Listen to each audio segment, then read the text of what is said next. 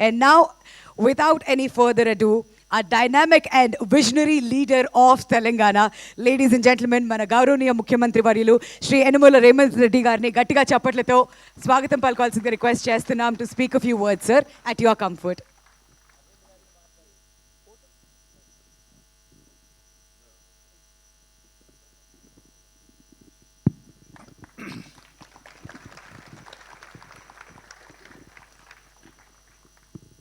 అల్లు శ్రీనివాస్ ప్రారంభోత్సవ కార్యక్రమానికి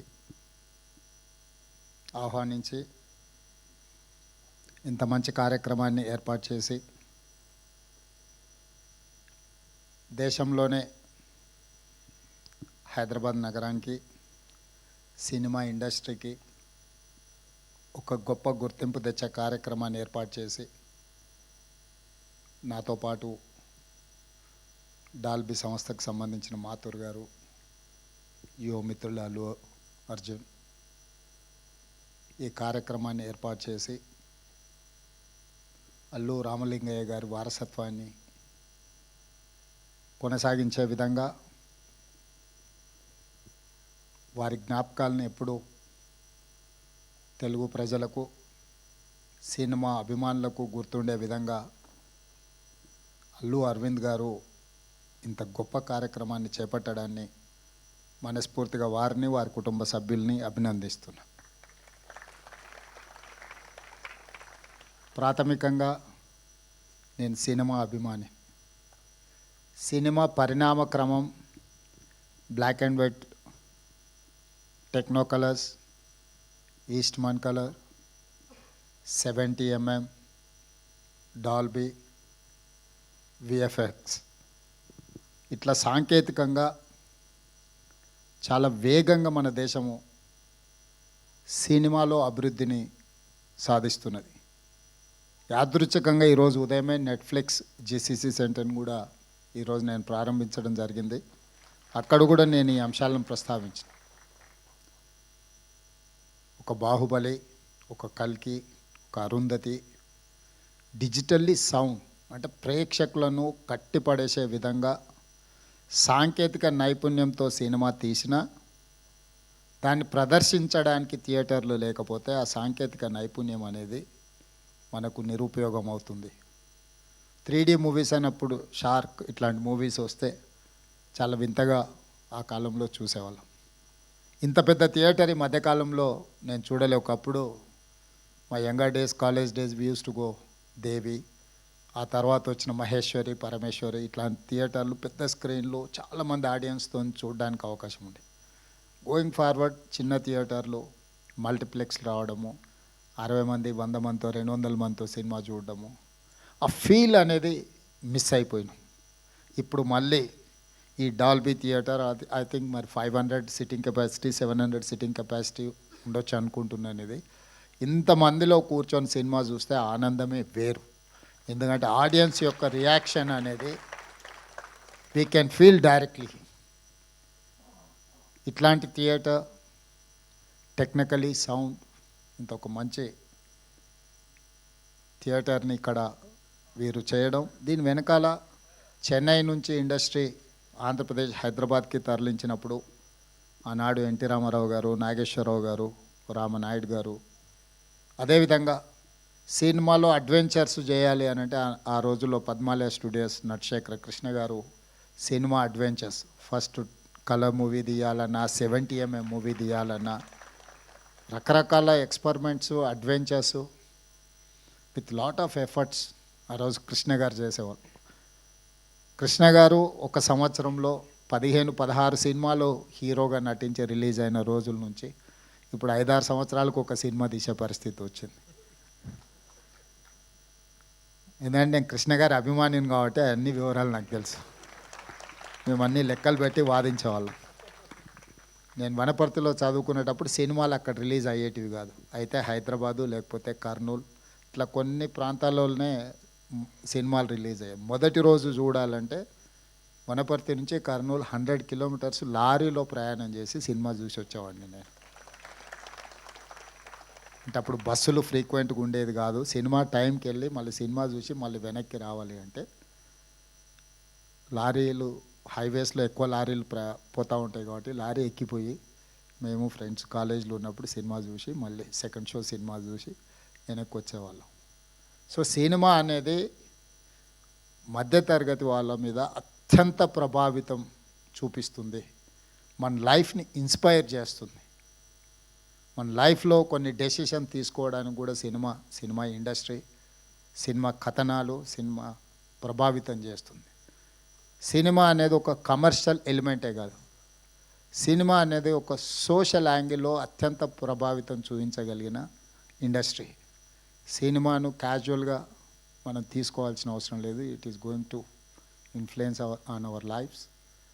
it is we have to recognize cinema as a industry. Telangana రాష్ట్ర ప్రభుత్వం ఐటీ, ఫార్మాతో పాటు సినిమా ఇండస్ట్రీని కూడా ఒక గొప్ప పరిశ్రమగా తెలంగాణ రాష్ట్రాన్ని అభివృద్ధి చేసే దాంట్లో దీన్ని ఒక భాగస్వామ్యం చేయాలనేది మా ఆలోచన.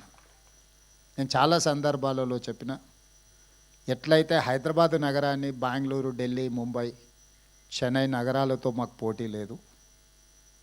మాకు role model China, South Korea, Japan, Singapore అని ఎట్లయితే చెప్తున్నానో, టోక్యో, సింగపూర్, న్యూయార్క్ నగరాలు మాకు పోటీ అని ఎట్లయితే చెప్తున్నానో, ఎవరైతే మాకు రోల్ మోడల్సో మేము వాళ్ళతోనే కాంపీట్ చేయదలుచుకున్నాం.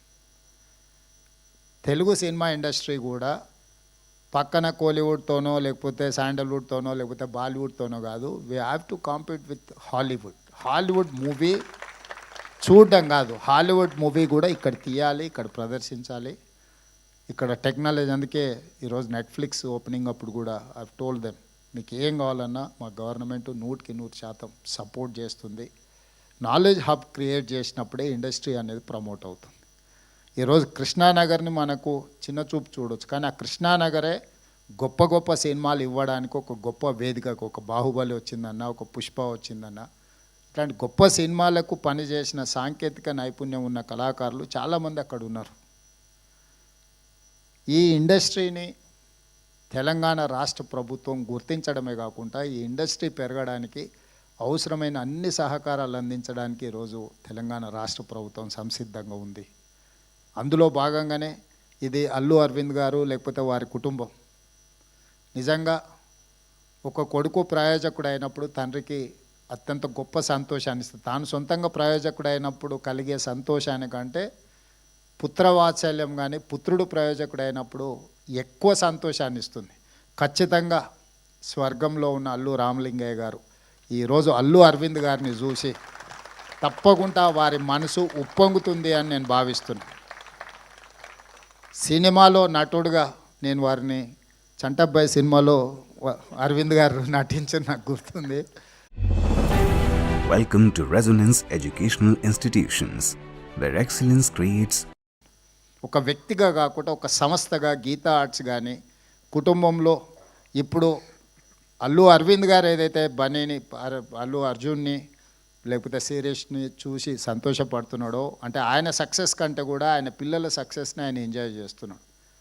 సో అల్లు రామలింగయ్య గారు, అల్లు అరవింద్ గారు, ఈరోజు బన్నీ, వీళ్ళ సక్సెస్ స్టోరీ చాలామందిని ఇన్స్పైర్ చేస్తుంది.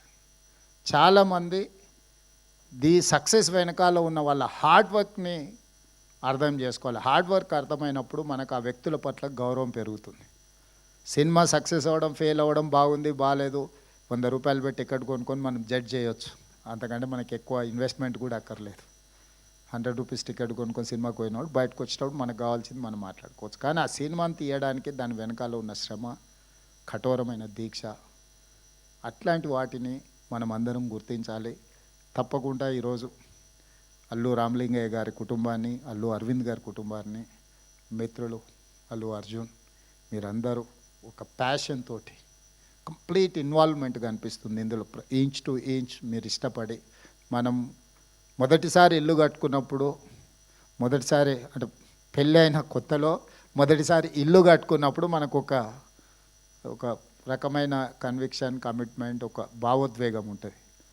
ఈరోజు ఈ థియేటర్ పనితనంలో అల్లు అరవింద్ గారిని చూపిస్తూ డైరెక్టర్స్ గురించి కానీ వీళ్ళందరి గురించి చూపించినప్పుడు ఇంచ్ టు ఇంచ్ ఆయన ఇష్టపడి కట్టుకున్నది వారి మాటల్లోనే ఆ ఆనందం కనిపిస్తుంది.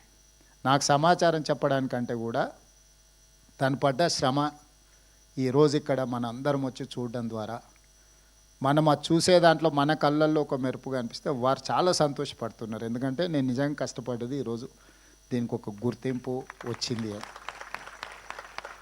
సో డెఫినెట్గా ఈ డాల్బీ థియేటర్ దేశంలోనే మన రాష్ట్రానికి మన నగరానికి పేరు తెస్తుంది. ప్రభుత్వం వైపు నుంచి సంపూర్ణమైన సహకారాన్ని అందిస్తాం. భవిష్యత్తులో అల్లు అర్జున్ ఇంకా రాణించాలి. పాన్ ఇండియానే కాదు హాలీవుడ్లో కూడా రాణించాలి. అంటే అక్కడికి కూడా రీచ్ అవ్వాలి మన సౌండ్.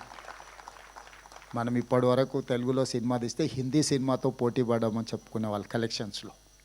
నటించాల్సిన అవసరం లేదు. ఫైనాన్షియల్స్ వర్కౌట్ చేసిన టెక్నికల్గా మనం సౌండ్ వాటితో పోటీ పడి ఒక అవతార్ మూవీని టెక్నికలీ సౌండ్ అని వాళ్ళైతే జురాసిక్ పార్క్ని ఎట్లయితే అనుకుంటున్నారో ఆ సినిమాలతో పోటీ పడే విధంగా మన సినిమాలు తీయడం, మన సినిమా నటులు కూడా వాళ్ళతో పోటీ పడే విధంగా నటించగలిగినప్పుడు మనం హాలీవుడ్తో కాంపీట్ చేసినట్టే. మన లాంగ్వేజ్ బ్యారికేడ్స్ అనేది పోయింది. ఇప్పుడు లాంగ్వేజ్ అనేది పెద్ద ఇష్యూయే కాదు. The talent is issue. ఆ టాలెంట్ ఆ స్థాయిలో మన వాళ్ళు రాణించాలని మరొక్కసారి అల్లు అరవింద్ గారిని మనస్ఫూర్తిగా అభినందిస్తూ మీ అందరి దగ్గర సెలవు తీసుకుంటున్నాను. Thank you sir, thank you so much. మీలో నా సినీ అభిమానం బయటికి తీసుకొచ్చి మీ ఎక్స్పీరియన్స్ మాతో పంచుకున్నందుకు అండ్ అలానే కార్యక్రమానికి విచ్చేసి అల్లు సినిమాస్కి మీ బెస్ట్ విషెస్ తెలియజెప్పినందుకు అండ్ అలానే సినిమా ఇండస్ట్రీకి ఎల్లప్పుడూ మీ సపోర్ట్ ఇస్తున్నందుకు thank you so very much again.